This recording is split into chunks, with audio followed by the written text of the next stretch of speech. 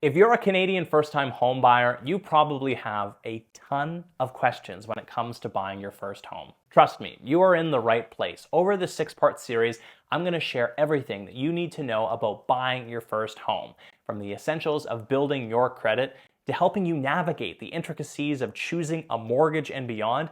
Every step has been meticulously documented to help you on your road to home ownership. This is the Saskatchewan Real Estate Podcast. In the last episode, we highlighted the significance of maintaining a solid credit score before embarking on your journey of home ownership.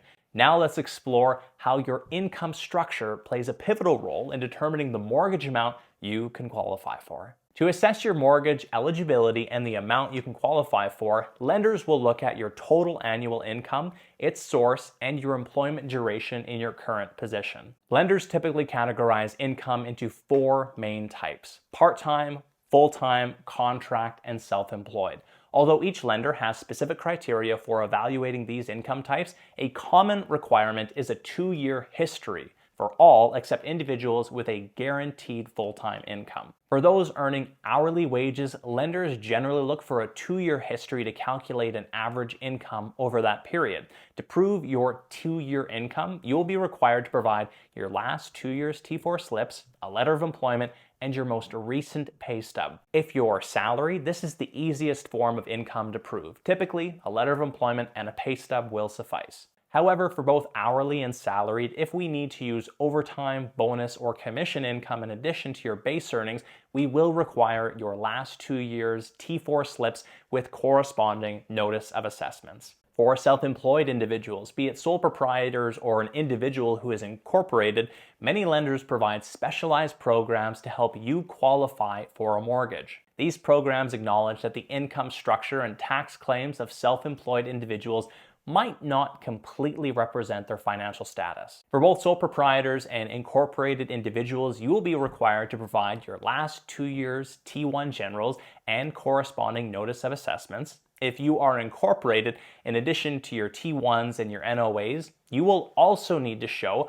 articles of incorporation and your last 2 years' corporate financial statements or T2s. Besides traditional income sources, lenders may also consider additional types of income. These include commission sales or bonus income, spousal or child support, disability or pension income, child tax benefits, vehicle allowance, and rental income, particularly if the property in question has a rental potential. Once we know how much income we can use, we can then determine your mortgage capacity and the amount of mortgage you can qualify for. Lenders will look at your income and debts to establish your maximum mortgage amount, a calculation known as debt servicing ratios. The ratios calculated are known as your gross debt servicing ratio and your total debt servicing ratio. Your GDS measures the portion of your gross income necessary to cover housing expenses like mortgage payments, property taxes, and heating costs, and potentially half of condo fees. While your TDS considers housing costs calculated in the GDS